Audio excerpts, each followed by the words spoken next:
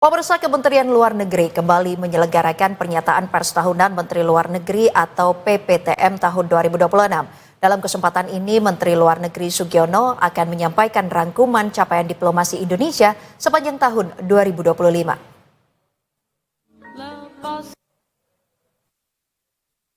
Pernyataan pers tahunan Menteri Luar Negeri atau PPTM 2026 kembali digelar. Dalam PPTM 2026 kali ini akan diawali dengan penganugerahan Adam Malik Award 2026 dan penganugerahan Digital Diplomacy Award 2026.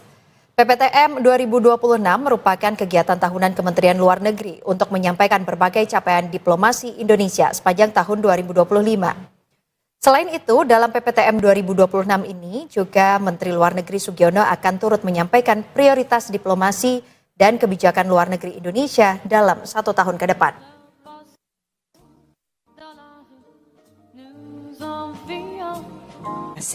Distinguished guests, ladies and gentlemen, as we are about to begin, we kindly ask entrance. Thank you.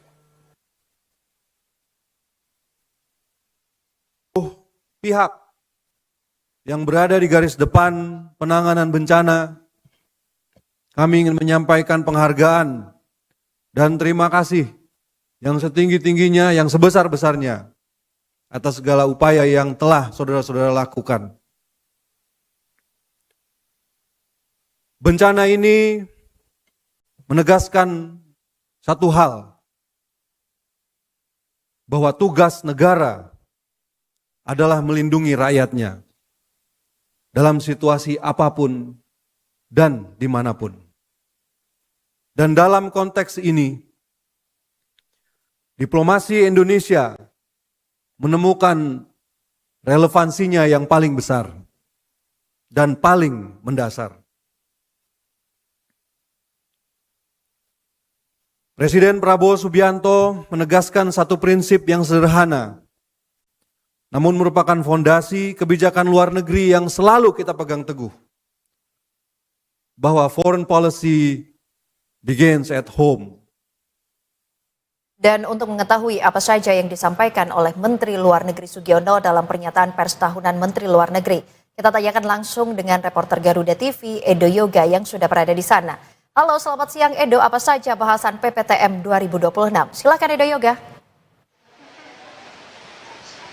Ya, Ayu dan juga pemirsa, benar sekali baru saja ini telah selesai pernyataan pers tahunan Menteri Luar Negeri tahun 2026 yang merupakan agenda tahunan dari Kementerian Luar Negeri, khususnya Menteri Luar Negeri Sugiono menyampaikan mengenai rangkuman capaian diplomasi Indonesia sepanjang tahun 2025, kemudian juga bagaimana prioritas diplomasi dan kebijakan luar negeri Indonesia di tahun 2026. Ini baru saja selesai tadi sekitar pukul 12.00 waktu Indonesia bagian Barat. Tentu saja dalam kegiatan ini dihadiri juga oleh jajaran duta besar dari negara sahabat, kemudian juga hadir pula beberapa menteri luar negeri terdahulu, salah satunya adalah Retno Marsudi yang turut hadir, di mana memang tadi acara penyampaian pers tahunan ini diawali dengan pemberian penganugerahan kepada jurnalis-jurnalis yang memang telah memberikan kontribusi terhadap diplomasi Indonesia, kemudian juga memberikan penghargaan kepada perwakilan-perwakilan Republik Indonesia di negara-negara sahabat atas dedikasinya terhadap dunia digital dan juga diplomasi Indonesia.